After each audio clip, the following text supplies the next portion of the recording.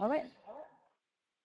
Okay, so hello everyone, and welcome to the latest Sunday with BELTA webinar. My name is James Taylor. I'm the president of BELTA, and I'm very happy to see you here today. So before we begin with Laura, I just want to mention a couple of things. I want to mention um, our new international membership option, which is just about to appear on your screen there, nice poster. So we now have membership available to anyone, anywhere in the world, and this means that when you become a member of BELTA, you get access to our fantastic journal 3 times a year, and you get access to the most recent BELTA webinars, and of course you get to support us in our aim to provide teachers around the world with this kind or the kind of professional development opportunities you can see here now. So we'll be very happy if you can, if you want to join us. And I'll also mention that our annual conference, BELTA Day, is coming up very soon in April. So if you're anywhere near Belgium or around Europe anywhere, then I highly recommend you try and pop along. And if you go to our website at beltabelgium.com, and you'll be able to find out more details about that. And Laura's been, so I'm sure she'll recommend it to you as well. Absolutely. Okay, so let's get on with today's webinar. So I'm very happy to be joined by Laura Patsko. Let me just get Laura's bio up here. So Laura is a Senior ELT Research Manager at Cambridge University Press and a former teacher and teacher trainer. She also holds a BA in Linguistics and an MA in ELT and Applied Linguistics. She's particularly interested in teaching pronunciation and investigating the practical applications of linguistic research. She also is a contributor to the fantastic blog ELF Pron, which I'm a big fan of, and I've used with my students many times, and I recommend you do the same too. Laura's going to talk to us today about ELF and pronunciation, and we're very happy that she's joining us here today. So thank you, Laura, and over to you. Thanks, James. Could you possibly put my slides back on the main screen? Yeah, John can do that for you. There you go. John. Okay, I'll leave you to it.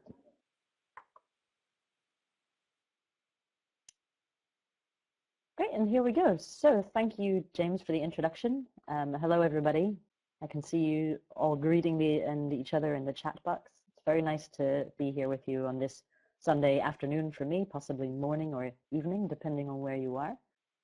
I was commenting a moment ago for people who've just joined that it looks like our participants list itself is very international. I think almost everybody is based in a different country, which is very appropriate for a webinar about English as a lingua franca or as an international language. So we're going to look at 4 things in the webinar, and we'll try to finish in about 45 minutes. If so, then we can have some time for questions. So we're going to look a little bit at learning English in 2016, or generally this time in the history of the world, because the nature of learning and using English now is very different from what it was when our industry started to explode. Now it's going bigger and further than ever before, and the number of English speakers is increasing, and the way that people are using the language now is quite, let's say, unprecedented. And that has implications for how we teach. So that's what we'll be looking at first, is the context. We'll look at some practical things, so how to identify your students' goals and their needs, and then what to do about that. And then we'll finish, as I said, with time for questions and answers. Now, in my limited webinar experience, it's difficult for me as a presenter to follow questions as they're happening during the webinar. So you can type them in the chat box, but it's best if you type them in the box at the bottom of your screen. So at the end of the presentation, I can look through all of them together. That would help me a lot.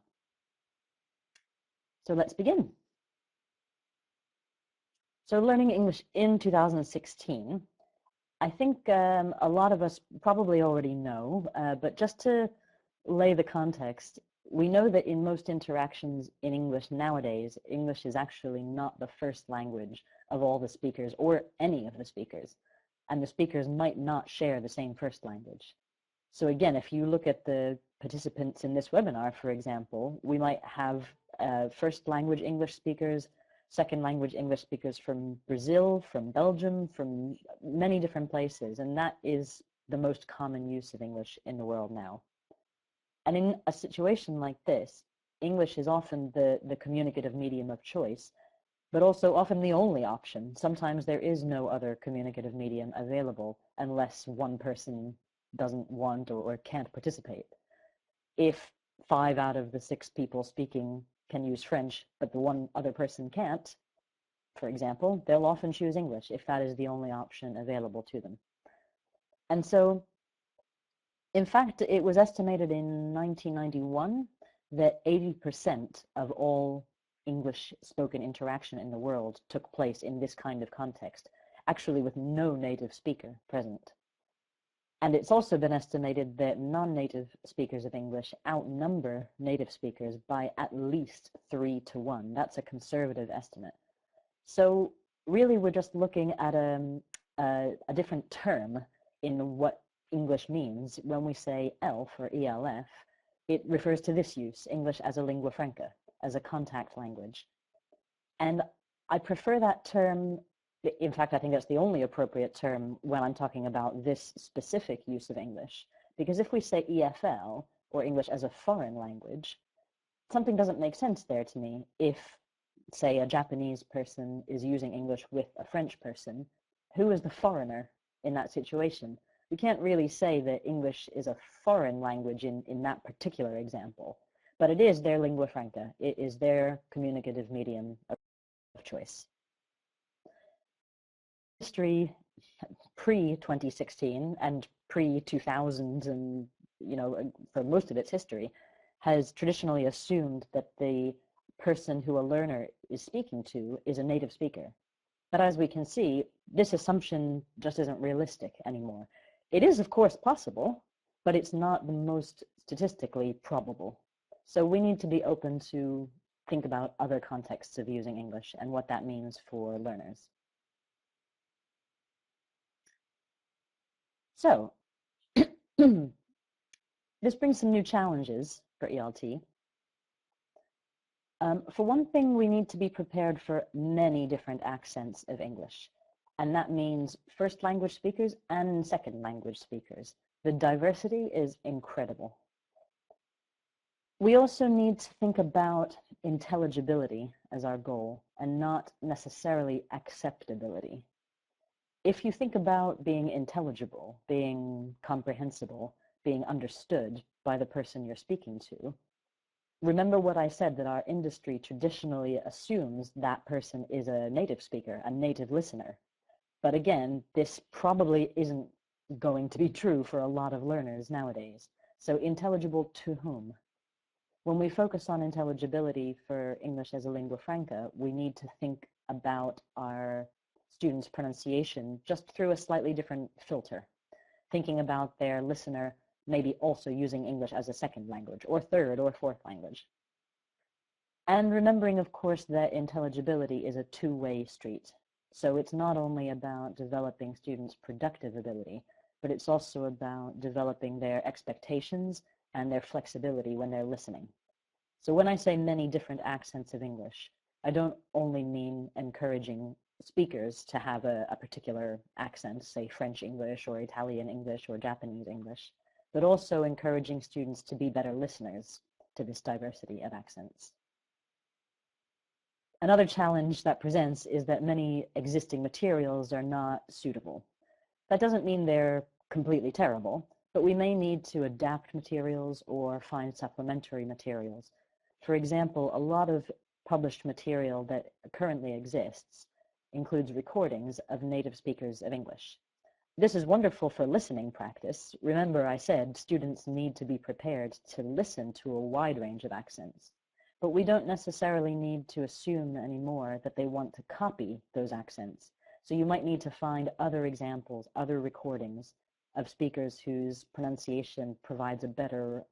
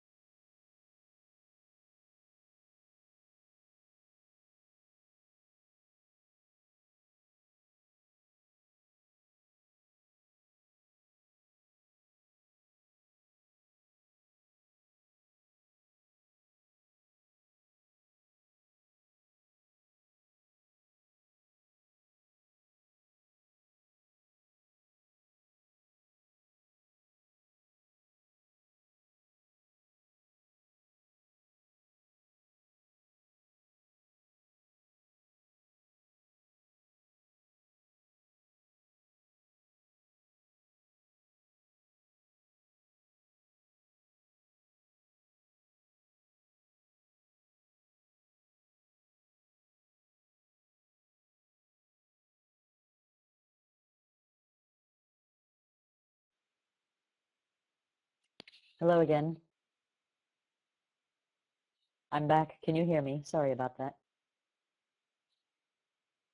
Oh, good. Hello again.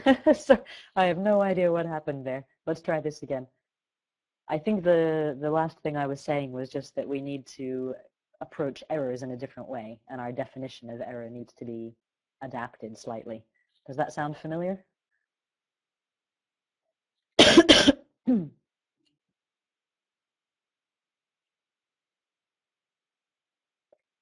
Thanks, John. Okay, so talk about communication breakdown. Let's try again and hope that it doesn't crash. As I was saying, we just need to be novel in our definition of what's good or what's right. So when we make a correction, that's always in reference to some agreed standard. But the standards which the ELT industry has traditionally used as models or benchmarks for correctness have been native speaker expectations and native speaker behaviors. And that's not necessarily appropriate for a lot of our students today. So, of course, there are challenges, but there are also opportunities. So looking at the more optimistic side of the new situation that ELF places us in,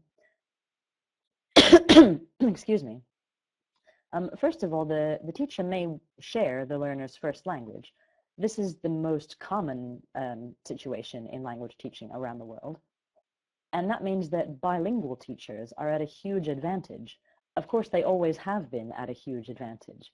But again, our industry has traditionally been perhaps more critical of teachers whose first language is not English, and maybe a little bit too generous with teachers whose first language is English.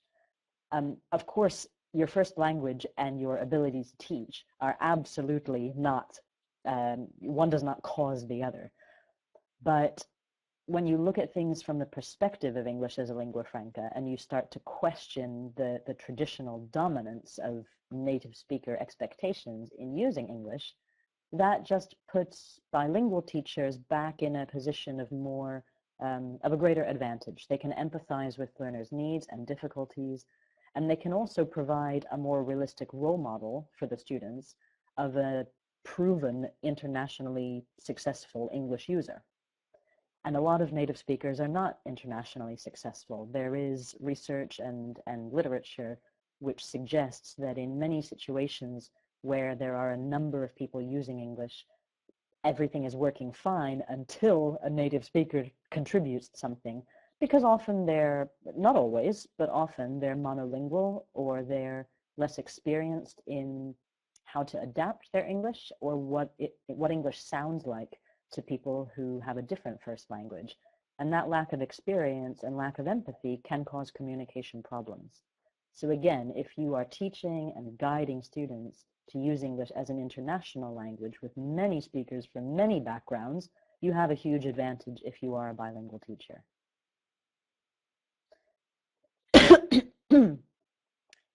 Equally, with a slightly narrower focus, and here I'm talking more about productive work, so helping your students develop their own pronunciation, you can be more efficient with your classroom time.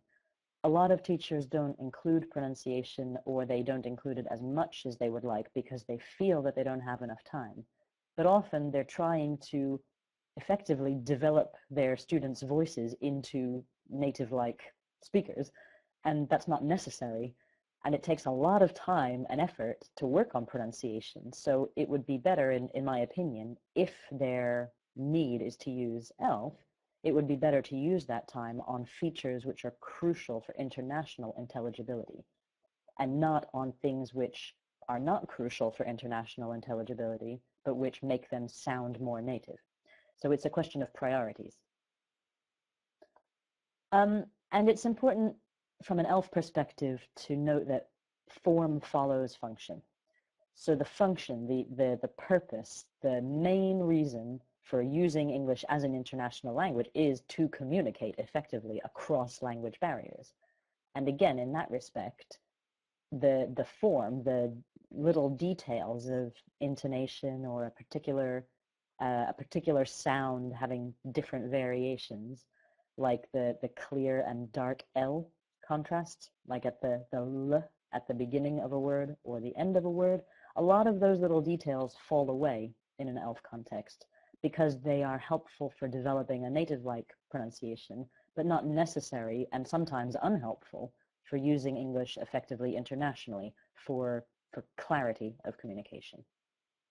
So all of this is to say that the focus really can shift more onto what students can do rather than what they can't do, because your emphasis is on effective strategies and clarity and being understood rather than conforming to an imaginary anonymous native speaker model. So, of course, all of this so far assumes that your students are using English as a lingua franca. So first and foremost, it's really, really important to remember, ask your students how they use English. Don't assume that they need to use English as a lingua franca, even if it is statistically possible. This is one of the biggest criticisms that's made in the ELF literature.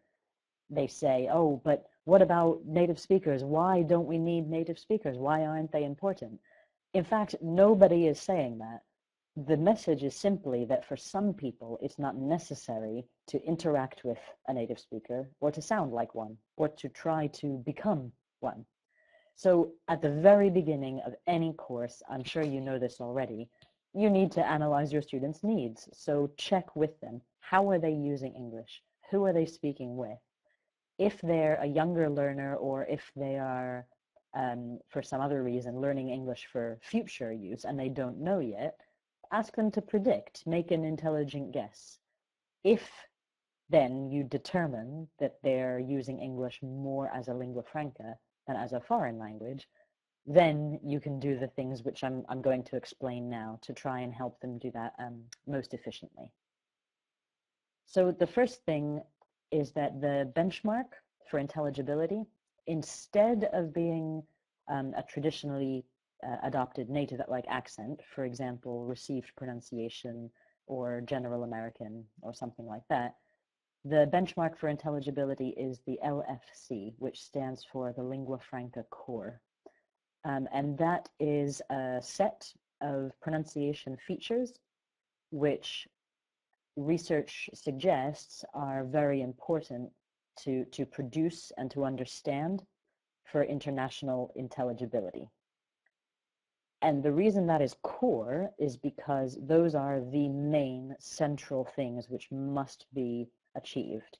And other things which are not core are not so important. Let me give you an example. The intonation patterns, like rising and falling intonation for questions, they frequently appear in course books. They are not in the lingua franca core.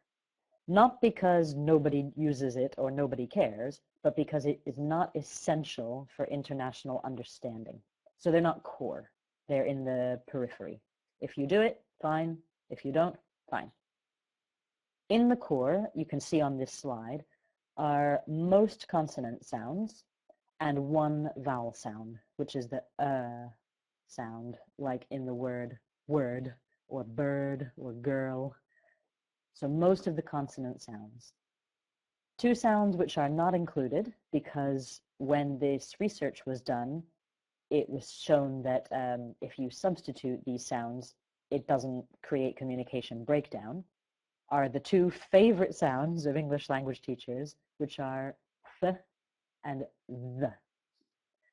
So this is a bit of a shock to a lot of teachers because they've spent how many years of their life trying to make the sounds perfect and make their students produce them and practicing all kinds of things, you know, tricks like putting your finger here, but they're not core for understanding. So in a lingua franca approach, most consonants would be included, those ones would not be. Another thing is most consonant clusters, it's very important to preserve them. And this is especially at the beginning of a word.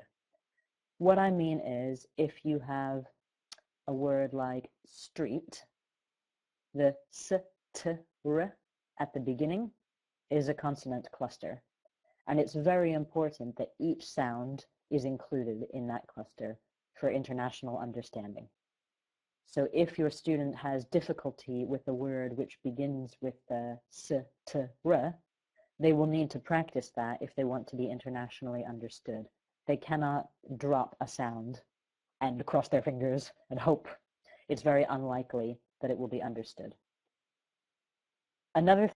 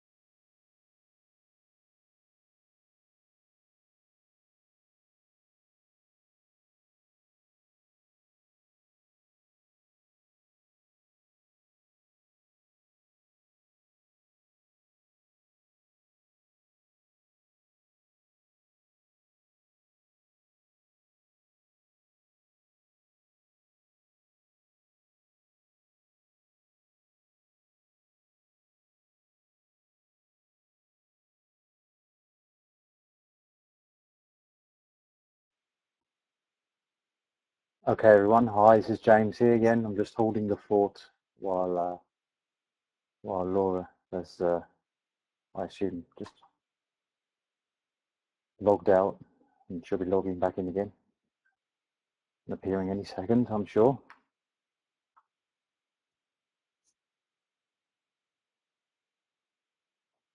You can keep going with that chat in the chat box.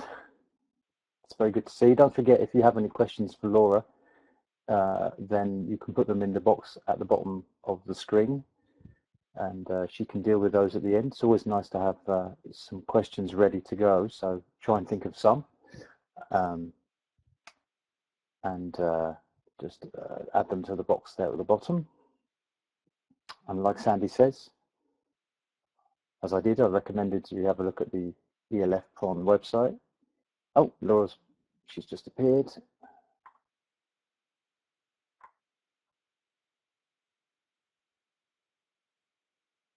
So hopefully she'll be back any second now. Can you hear me now? I'm back. Yes, we can hear you. James or John, do you know how to force the Adobe add-in to stop being preferred for the webinar? Because I think it's a problem with the software. Normally when it comes up, when you click on the option to start your webcam and it says allow, and it comes up at the same time, you should be able to say like cancel or, don't open the add-in. I don't seem to be able to do that. Okay, because I'm not using the add-in at the moment either for that reason. No. Okay, well, let's just plow on. Sorry, attendees. I hope this doesn't keep happening. Yes, on a Mac, Jen. Do you know about how to stop it using the add-in?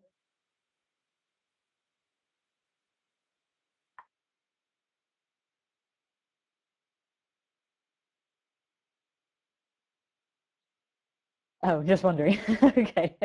Thanks anyway. All right, well, I'll do my best. So this is a good reminder to me to stop rambling and be more succinct.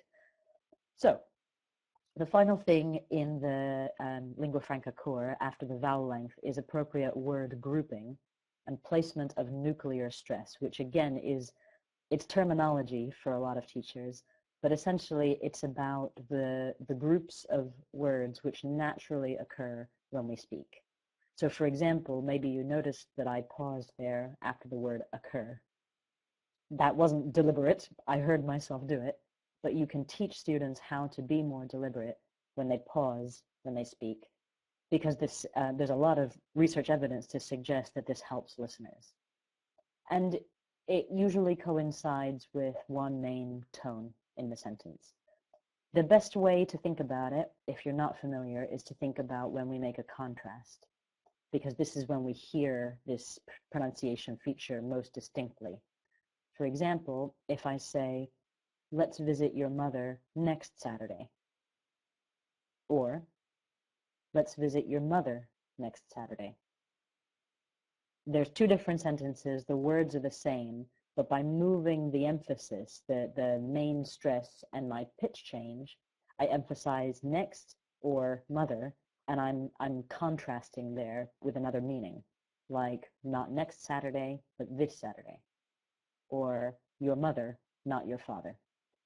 So this is one way that it's often represented in textbooks, but just generally, breaking the flow of speech into manageable groups, that's very important for international intelligibility. And in my experience, this is a revelation to students who sometimes confuse speed with fluency. They think, to be a fluent speaker, I must speak, speak, speak, speak, speak without stopping, or people will think I'm stupid or I don't know a word. But that's not necessarily true, and in fact, the research shows that it's not true.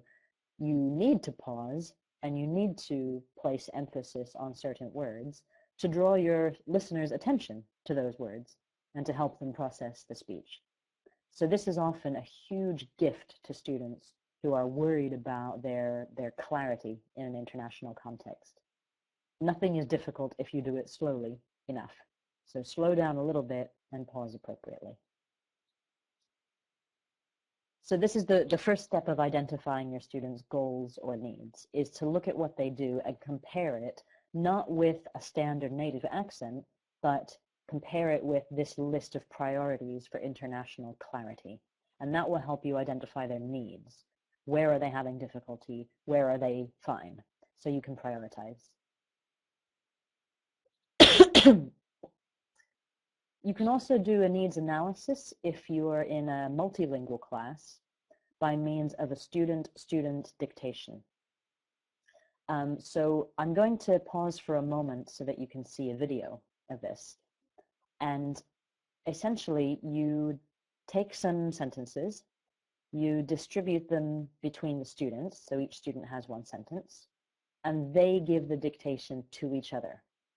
So instead of the teacher reading something and the students writing down, you have the students read something and the other students write it down.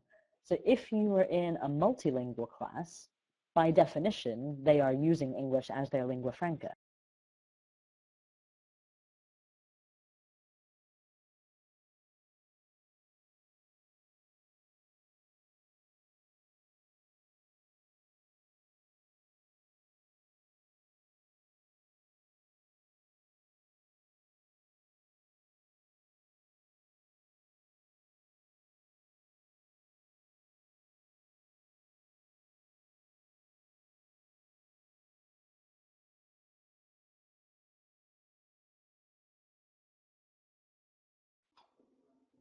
Okay, looks like it's happened again. We're not having much luck with this, are we? Laura, I think you're still in. Yeah, you can hear me. Yeah, so it stopped again. As Sandy says, it's better to use Firefox if you're not if you're using Chrome.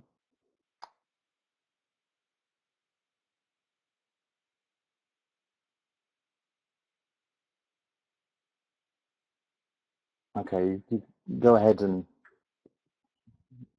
go out and come back in again.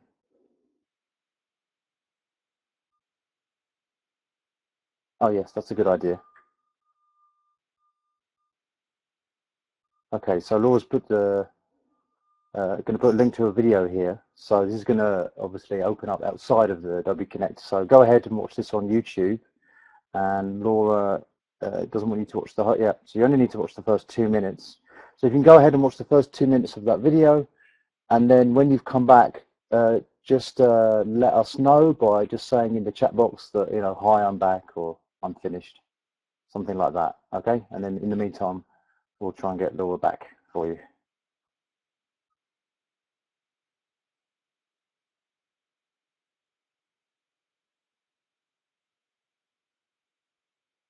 Yeah, I think the idea there is, I think from the link that, no, I think from the link that Laura's given us, it's, yeah, it's supposed to start at 5 minutes 16 seconds. So I think it's 2 minutes from there. That's what I think anyway. Okay, let's all go and watch the video.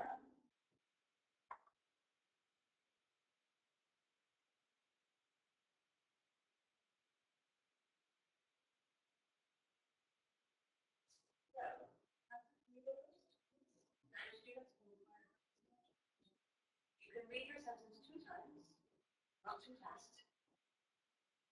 Any other students? I just wanted to say, I'm really sorry. I missed too much. I just wanted to say, I'm really sorry. I missed too much.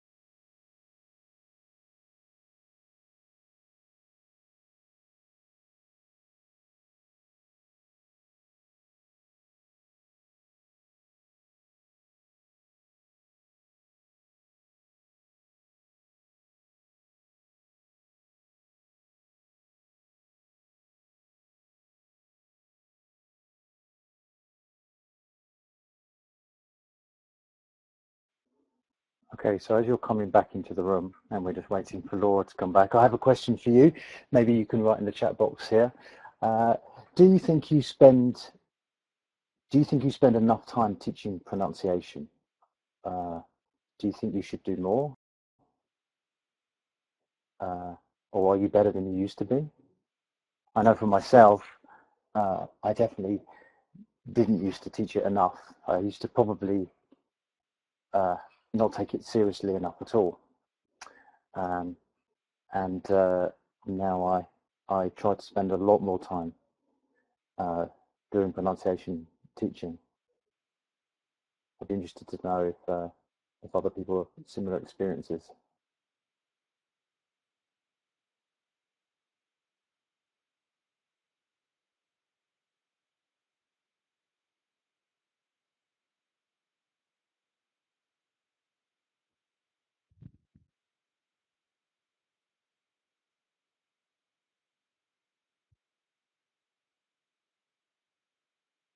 That's a great title there, Jen.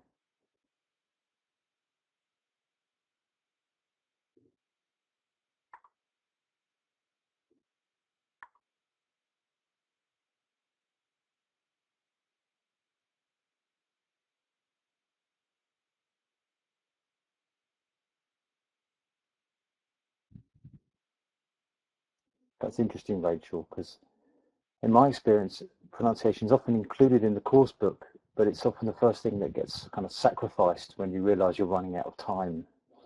I started to realize that this was happening again and again in my lessons, and I thought, this can't be good.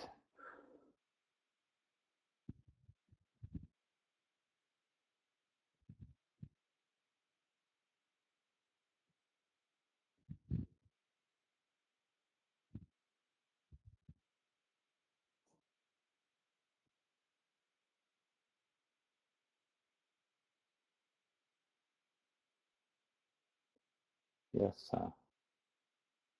Paola, that idea of the model.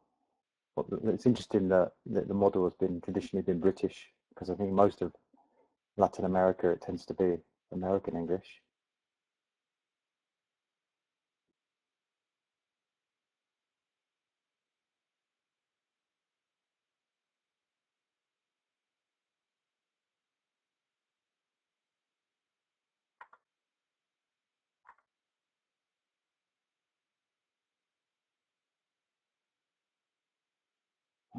Laura's just appeared.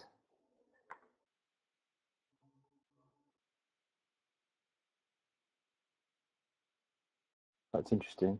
Ila. Interesting. Okay. Okay, here Trying we are. again. We're I'm just back. having a little Can you hear chat. me? Yes. So we're just having a little chat here. So don't we're okay. Don't worry about us. Okay. Carry on. Back to you. Okay, thanks everybody for your patience. I've managed to uninstall what I think is the problematic file. So, just looking at the chat, it looks like people had a chance to watch the video. And, okay, great. So you've had a chance to watch the little video. I'm sorry for the order of things. That was conveniently timed video, which I was going to show you anyway. But just so you can see how this kind of dictation activity works, because I've explained it many times in conferences and things, and it's easier to see it in action. Of course, if you don't have a multilingual class, you can also do student-student dictation, and it's a really valuable activity. But for determining students' needs, you'll just need to be a little more careful in your analysis and refer to the Lingua Franca core so that you can make a judgment about whether your students are being effective or not.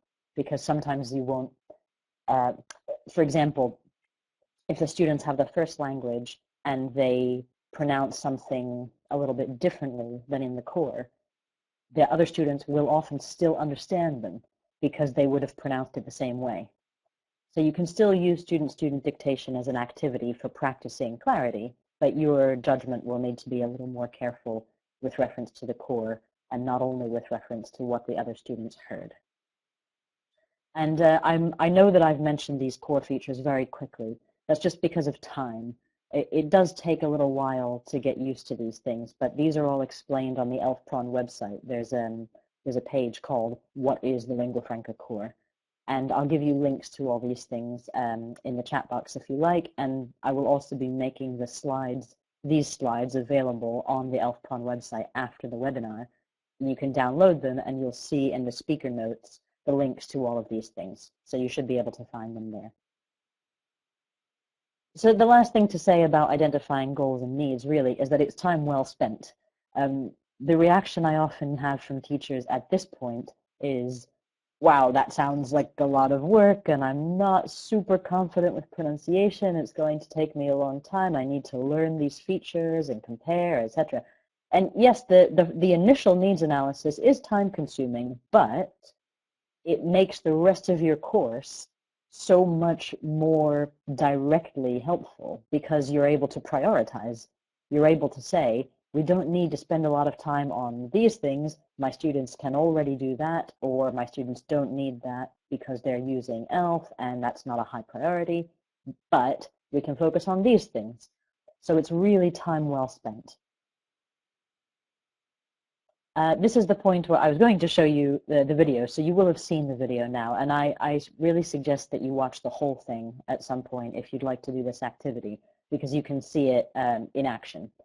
And I've included on the bottom of the screen the sentences which the students themselves marked, so you can see the kind of ways that the students prepared themselves. With this class, previously, I was working on thought groups. So you can see that this student has marked that she needs to pause, only a small pause, but to pause after no and true to help the flow of her speech. So she had a little practice in this already. So what you will find after this kind of activity is if the students have the same first language backgrounds, they'll probably have similar areas of ease and difficulty. We all know that already. And again, here you have a huge advantage if you speak or if you know about the student's first language as well to try and anticipate their needs. If you have many different first language backgrounds, obviously it will depend on what those backgrounds are, and I would recommend that you use the grid, which I have on the ELF-PRON website. There's there's a link in the slides, which I'll give you. But if you go on the website and you search LFC grid, you'll find a table with 12 first languages across the top and all of the lingua franca core features down the side. So you can see what they might have in common that they need to work on. And when you do the needs analysis, you'll see if this is correct for your students. But here I've given an example of 5 things which a lot of first language backgrounds have difficulty with. So if you're not sure where to begin, or if you have limited time and you have a multilingual group, it's safe to say that a lot of people from different first language backgrounds have trouble with this vowel.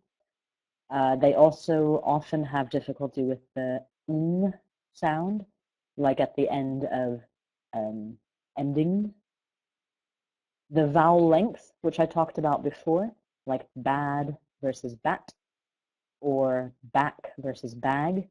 The vowel quality in those words is the same, but the one followed by a voiced sound, so bad, the first word here, is slightly longer. And that is a common difficulty for many, many different speakers. So that's worth practicing. Also, the aspiration of p and t and k at the beginning of a stressed syllable, like powder or table or carrot. Those 3 sounds, the aspiration is difficult for a lot of people from different L1 backgrounds. So this again is probably a safe bet if you don't know where to begin.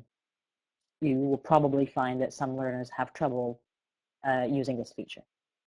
And again, the thought groups and nuclear stress.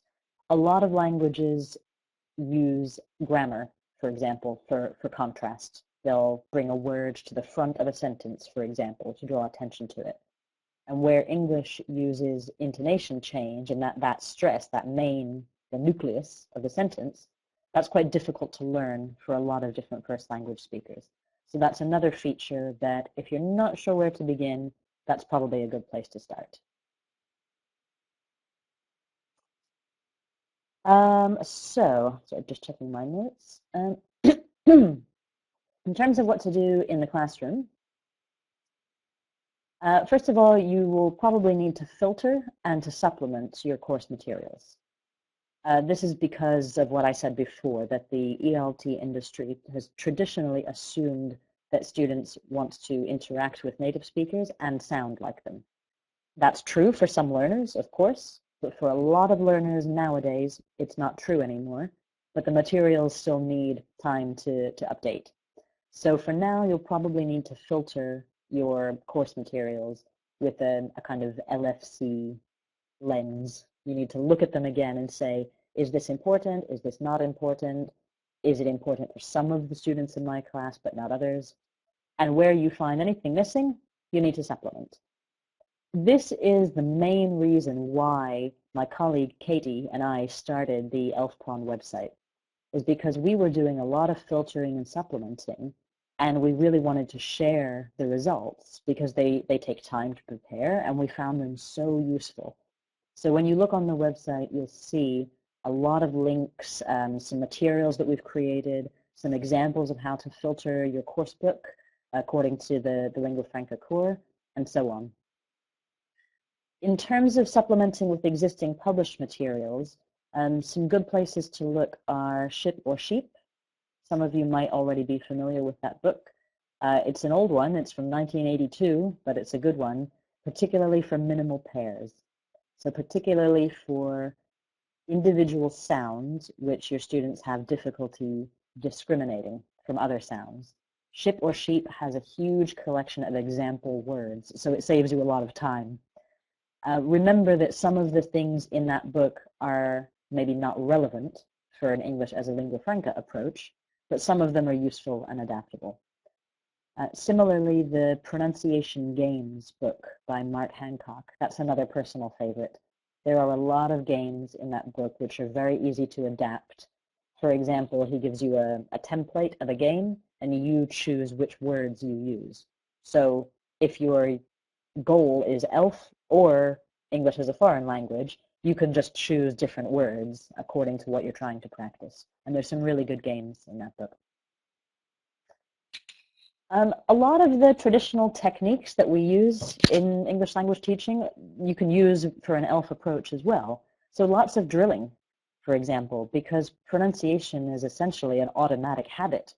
So helping your students do things without thinking, do them more quickly, just by becoming more automatic, is really, really important. And you can also do what Mark Hancock calls audio drilling, which is another favorite technique of mine, which is selecting a small piece of a sound file. For example, if you're listening to an interview with, I don't know, a Chinese speaker of English, and he says one word, just listening to that word again and again and again quickly, it helps you develop a kind of recognition memory of that word. That's a really helpful technique that I've used before. And again, minimal pairs. Focusing on minimal pairs and just ways of practicing pairs of sounds with, pairs of words with only one sound different. It doesn't sound very exciting, but there's a million games that you can play which require pairs. So if those pairs are minimal pairs for sound, fantastic. You can play games with pronunciation. And there are more examples of this on the ELFPON website, and I'll show you an example in a moment. And then there's what I call sound hunts.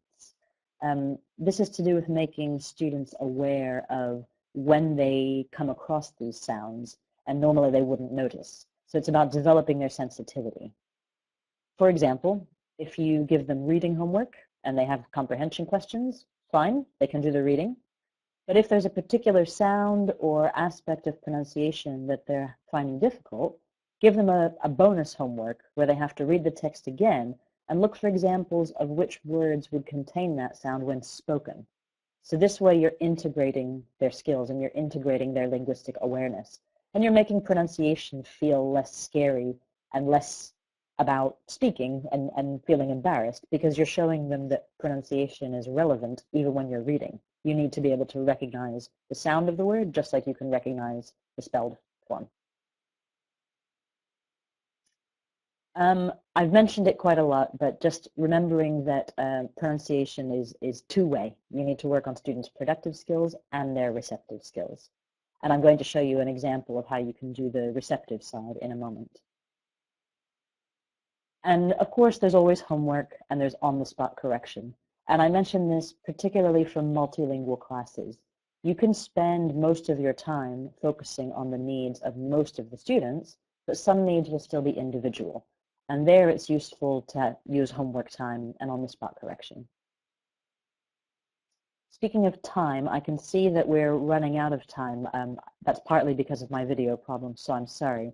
But I'll try to finish in the next 5 minutes, and then I'll stay for another 15 if people have questions, if that's okay. So looking at the productive side, this is an example from the ELFPRON website of some game boards that I created for battleships. You probably know the battleships game. It's quite common internationally. But essentially, in the traditional version, you have numbers on one axis and letters on the other. And you use those numbers and letters as coordinates in an ocean. And the game works by trying to find things in your partner's ocean, which you can't see. You have to give coordinates like to D, and they look and they say, yes, there's something in this place. And you win when you find everything. You can use this for pronunciation by replacing them with words and replacing them with minimal pairs. So for example, pet and bet. And the students have to repeat and they have to hear clearly and speak clearly in order to understand. And when they you know, the first couple of minutes are often a little bit difficult and a bit crazy, but then I've never seen this game fail. They get so into it. It can take a lot of time, but what they're basically doing is drilling themselves for half an hour or more. It's incredible practice. It's engaging. It's fun. And it's cognitively not very challenging. So really what they're focusing on is sound every time. It's a really, really nice way of making drilling interesting. And there are examples on the ELFPRON website. We've put printable versions of this for multiple different L1 backgrounds. So if you're teaching in a classroom where most of your students speak Spanish, for example, there's a Spanish version and you can download it and use it. And there's also some versions which are suitable for multilingual classes, which have some general features in the Lingua Franca core.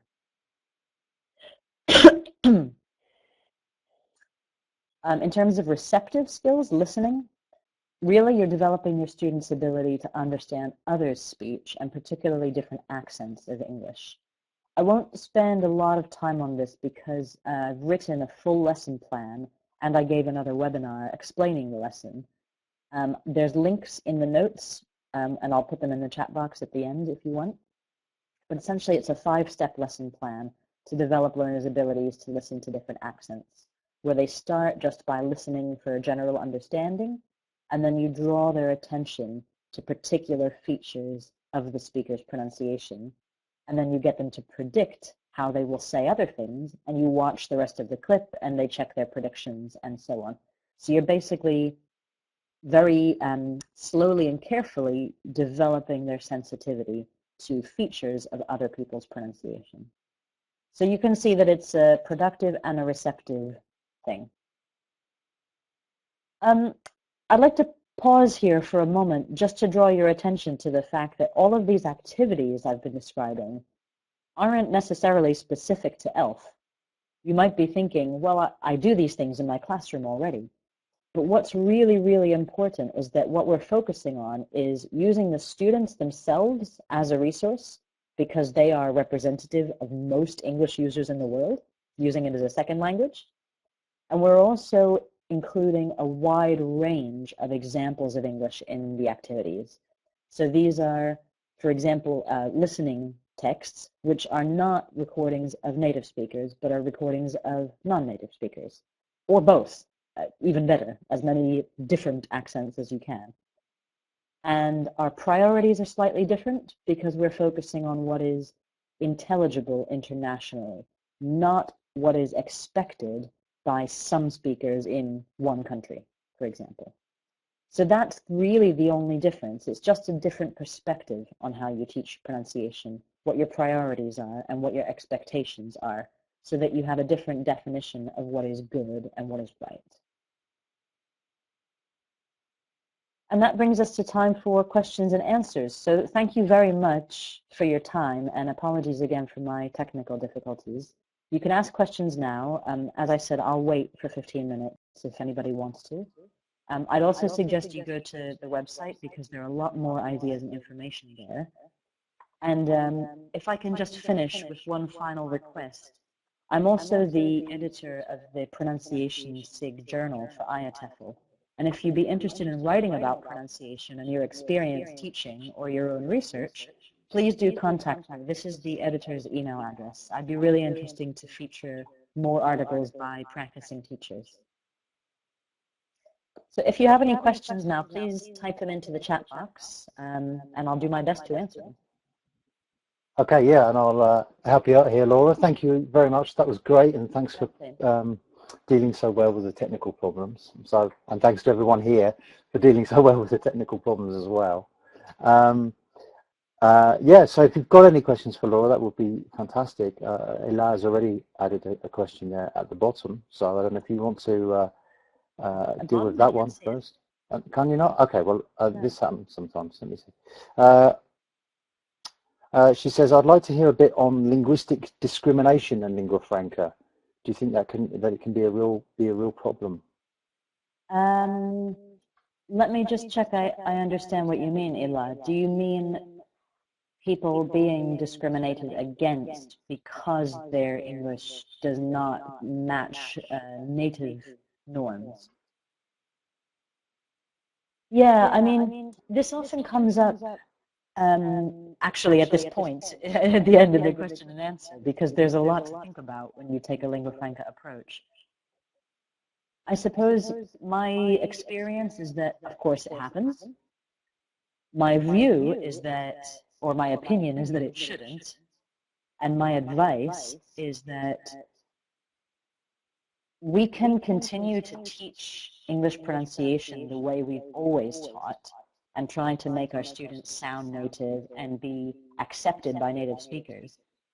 But I think it's a better use of time to teach them how English actually is, not how we might like it to be, kind of neater and simpler.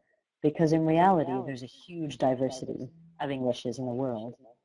And I find it often helpful to remind students, if they're concerned about this, that it is not only second language users of English who have discrimination based on pronunciation. Speaking from my own experience, I was born and raised in the United States, but I'm half English. And when I moved to England as a teenager, I suffered terrible discrimination from other children in the class because I didn't sound like them. And English is my first language, so it wasn't a question of being a native speaker or not, or even of understanding the culture, because my mother is English, and I knew about England, I visited, I knew what to expect. But people will always discriminate when they find a difference between themselves and someone else. And that's sad, but that's just the way the world is. So I would personally advise you to have these discussions with your students. You know, make the decisions about your instruction with them, not for them. Talk to them about their expectations and their experiences, and if discrimination is an issue, talk about that too, and try to make them, or try to help them, I should say, feel more confident that they're doing their best, and that is okay. I hope that answers your question, but it is a difficult issue. That's a great question. Yeah, thank you, Ela.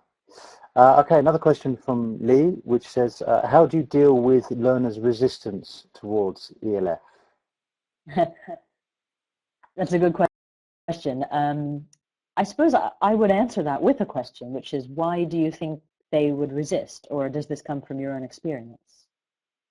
You'll have to type in the chat box, I'm afraid, because I can't see the question box for some reason.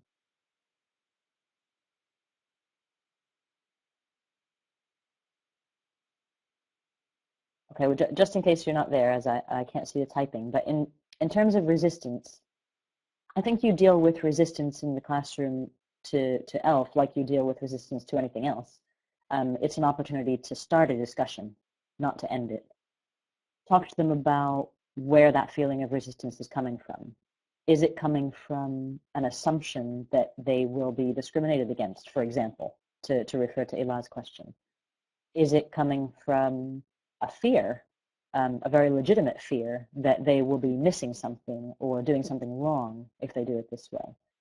So I think it's just about having an honest conversation with students about their needs and their goals and their priorities, and encouraging them to believe that you are really helping them as best as you can to meet those needs and those goals. Because resistance always comes from some underlying motivation. So you need to discover what is behind the resistance so you can address that. I hope that answers the question. Okay, we have a question from Mark Brown. So do you think ELF will have more influence in international testing, such as Cambridge exams? That's a very good question.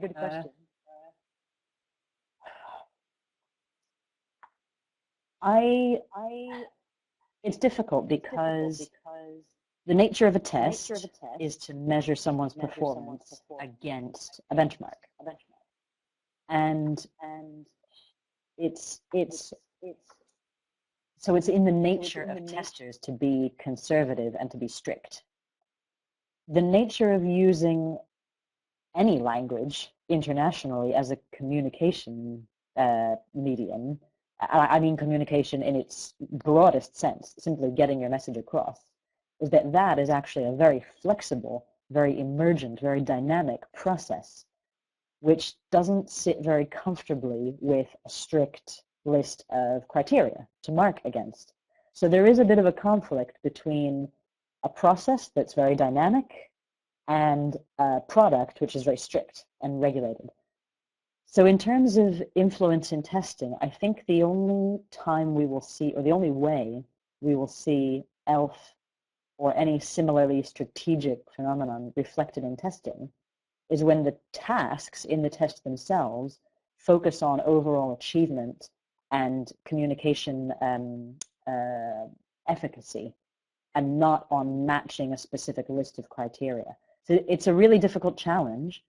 I know it's something that assessment bodies are thinking about, because there's actually, I'm trying to remember where it is, there's an interview, I think it was part of BBC Radio 4's Word of Mouth program.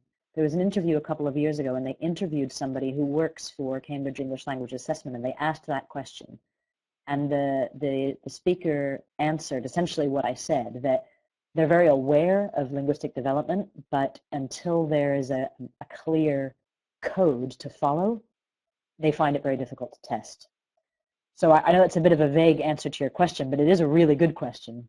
It's something I'd encourage you to read more about, because there's some interesting discussion in the literature about testing and flexibility of language.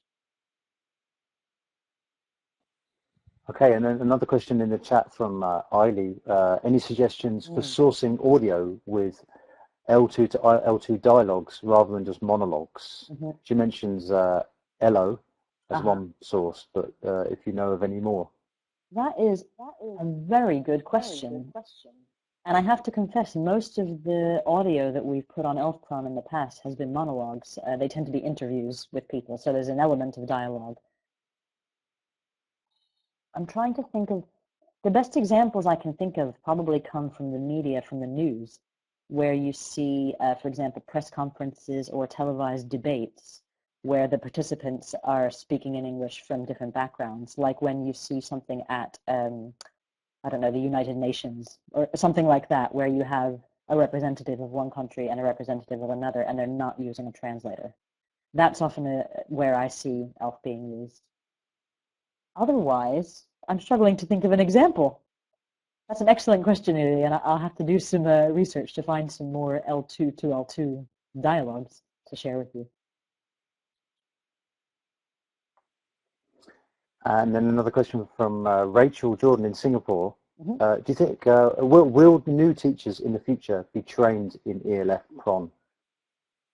That's another excellent. You guys have got brilliant questions in this webinar.